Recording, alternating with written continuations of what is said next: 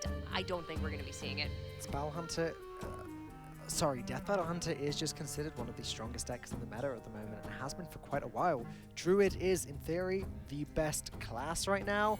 Death Battle Hunter beats Druid.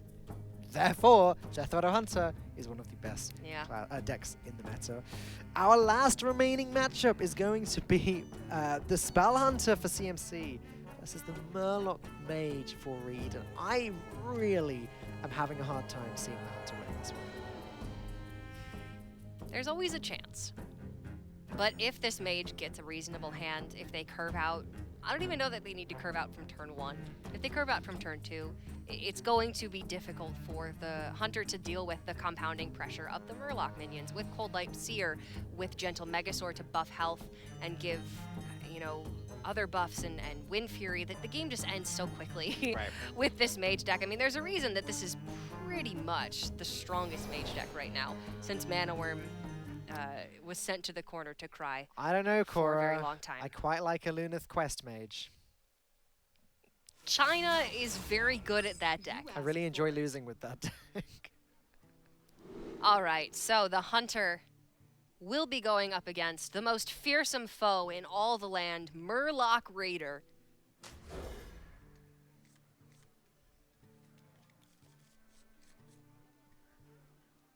We did see Reed keeping that Alaneth in the opening hand.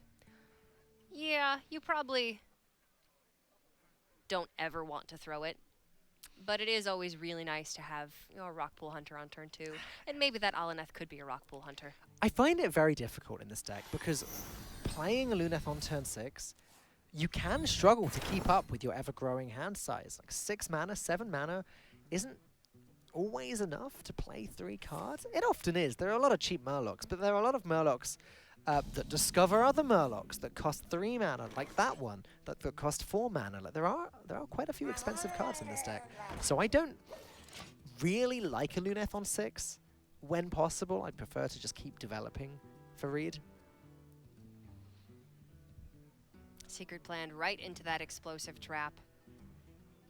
Saw him snap pick that. There are a lot of secrets that are pretty effective in this matchup. Wandering Monster can be quite good. But Explosive Trap is just very safe if the mage plays. I'm surprised. 1 mana, 1/2 gets +1 attack when you play a Murloc. Help me out here, fella. Tidecaller. Thank you. Murloc Tidecaller.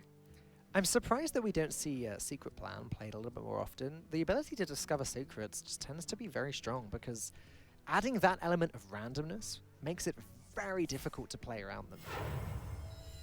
Yeah, and just having a way to fill out 1 mana in this deck when there are only so many spells that you really want to play is totally fine.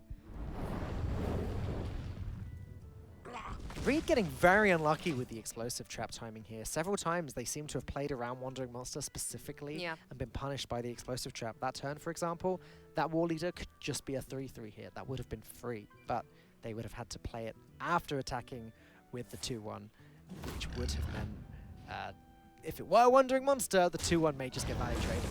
A 4/1 should clear up almost every 3 mana cost minion that could come out from Wandering Monster. Still, Huffer trading into it does mean that the 2 damage the War Leader had taken didn't end up mattering at all. Funny how that works out sometimes. Yeah. Would have been different if it was Leok. Yeah. We could have value traded over the War Leader. Yeah, but 2 of the 3 options there don't really have much of an effect. Wing Blast can be a 1 mana removal, and going into turn 5 with a flanking strike, that's a pretty good tool to have. It's not a 1 mana removal this turn though. That's the issue. This turn is pretty weak for CMC.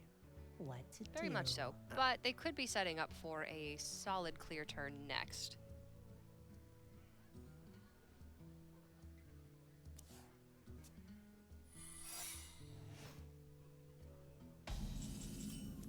Yeah, they do end up going with the Wing Blast. Like I said, weak turn this turn, but flanking strike plus Wing Blast next turn, leading into To My Side, and the Duskbat even survives. That's interesting. Reeds now have 2 options, I guess, this turn. One is the Book of Spectres ping, and the other is Beluga Warrior ping. Maybe they don't even ping, depending on what gets drawn. No, they're pinging this. Yes. I mean, the Rock Pool does put I put it the out amalgam of out of range. range. That's really good, actually, yeah. And next turn they can double Grimscale Oracle and Cold Light Seer, Whew. which is really, really strong. And then if they have the follow-up of a Gentle Megastore at any point, that's where this deck starts to really get out of hand. But taking that Wing Blast, good forethought for CMC. CMC have done a great job of shutting that turn down. This is a really weak turn. Grimscale, Seer. Grimscale Bluegill Ping and trade. It's actually not horrible. Reed ends the turn ahead on the board. And it's down to CMC again to be removing everything. And you know what? Reed's okay with giving up some of these minions right now. They have the Alineth for reload. And they would really, really like to play it next turn. But in the face of this 2-my side and Deathstalker Rexar being drawn now, that could be absolutely backbreaking. Didn't get the Huffer, but that's fine. War Leader's a good draw here. Grimscale plus War Leader does allow the Grimscale already on the board to just trade into the Misha. However, that is it good enough to not play Alineth? Yeah, that's the thing. Like, it would be the whole turn. War Leader, Ping, Grimscale. That's no better. I mean, they're worried enough about this board to forego the turn 6 Alineth when they kept it in their opening hand.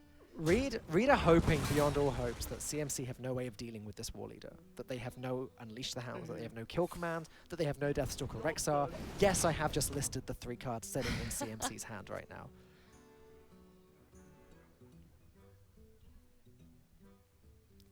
Is this the Rexar turn? I do think that CMC wants that hero power online. They are running out of minion threats. They've played 2-my side. They've played... Well, they really haven't played much else. Wandering Monster got them that Dusk Bat. They do still have the Spellstones in the deck as well. But Deathstalker is a consistent form of card draw, essentially. Oh, this is just so good. Interesting that CMC values the kill command over Unleash the Hounds. What do you think about that, Val? I think I agree with it. Cards like Gentle Megasaur. Nice timing there. Whoever's pulling the levers today doing a great job. Cards like Gentle Megasaur, very weak to kill command. And that's a hefty use of mana for Reed, just to get dealt with so quickly. This Aluneth now is looking good, though. This is a turn that CMC just has to sort of throw away this battle cry from Deathstalker Rexar because they need this hero power now. Galactic Crawler would actually deal with the second Nightmare Amalgam for free when that gets played, which might be a tempting reason to just take it. 3 mana with the Diamole, and yeah, they did. They took the Diamole and the Galactic Crawler, so now at one point they just get the free kill and a decent minion on the board. I like that a lot. Yeah, it's not just a Murloc. You actually had yours sack packed earlier today. I did, yeah. All right, going for a relatively low-value Megasaur, but it's the biggest board that Reed could build this turn. They were really looking for +3 health. Or Divine Shield, either of those would have been good. Attack is fine, though. Like, their whole board value trades the Leok, depending on what secret that is. It is Explosive Trap.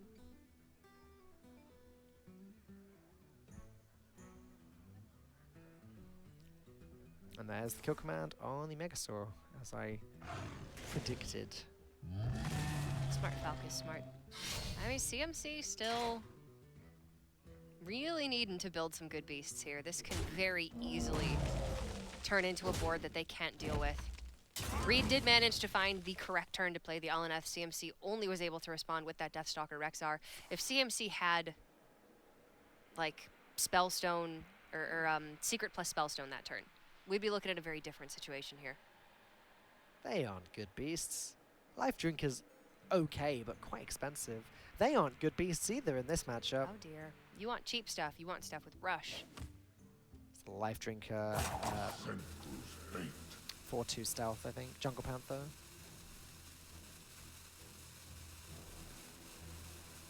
Seven mana, 7/5 stealth, heal for 3, deal 3 damage. It's okay, but it's not the Murloc killer. They don't want to just Deadly Shot away the Raider. But leaving it on the board is just another Murloc that can be buffed, another Murloc that can be adapted. Reed are really starting to get control of this game. They can just fireball away that crab and play Tide Hunter. Are they? They're not even gonna. Oh yeah, they are gonna play the fireball. This. Oh no, they're not. No, they're Mega Swarming for sure.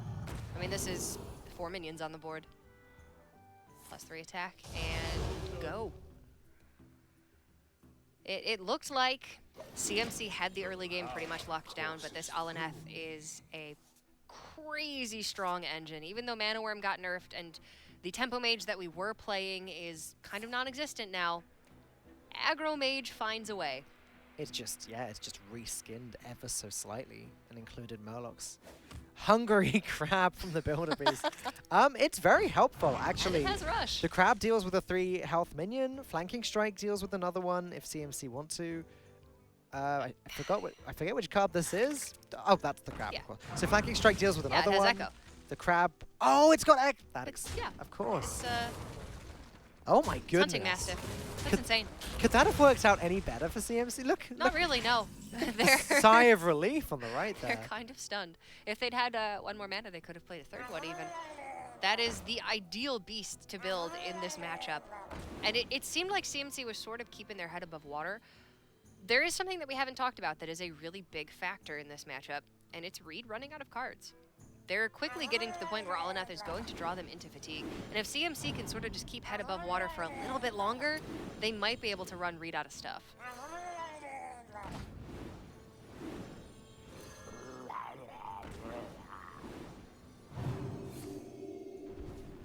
Those are some big 1-drops. More. I must have more. Just 1 card left in the deck for Reed.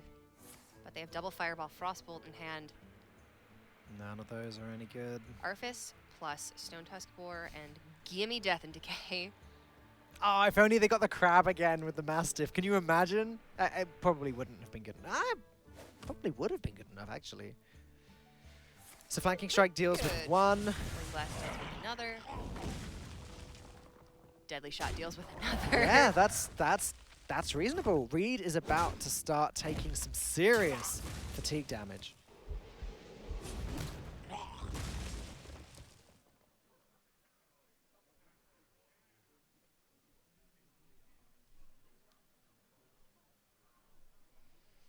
Kind of amazing that the Spell Hunter has been able to play as much of a control game as they have been. And that's without Rockdalar and the addition of all of those extra spells, without Spellstone early on. Strictly just on the back of the Deathstalker Rexar hero power. Alright, so one of their deadly shots has worked out this series.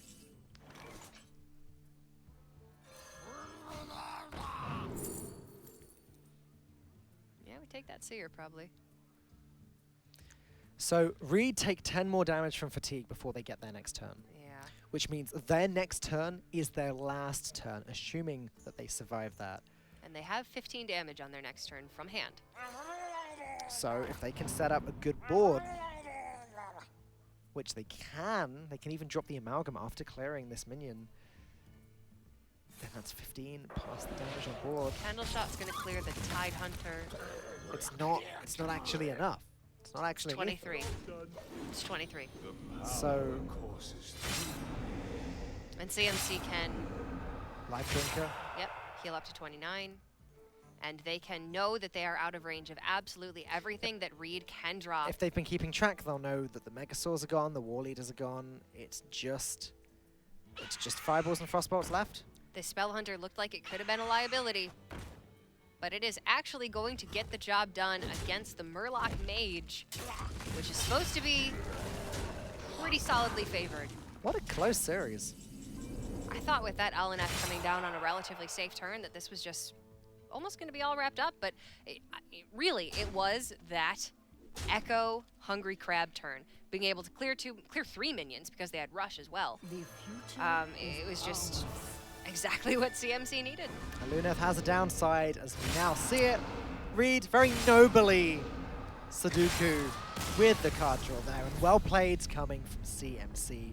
That was a great series. Very fast, but pretty cleanly played all around. I mean, that's aggro decks for you. It's a completely different series than we saw previously with a quad Mechathune lineup against other control decks. Very, very different in the way that it operates, but I do think that it was a